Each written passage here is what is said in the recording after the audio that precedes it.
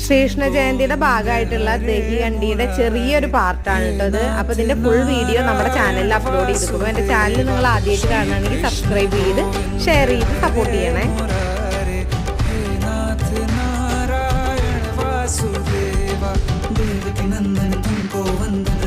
सबकी लाज सबके स्वामी अंतर्यामी पूर्ण कीजिए काज।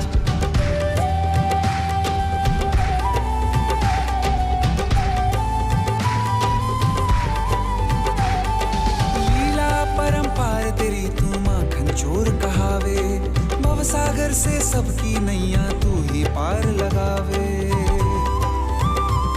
भक्तों का सहारा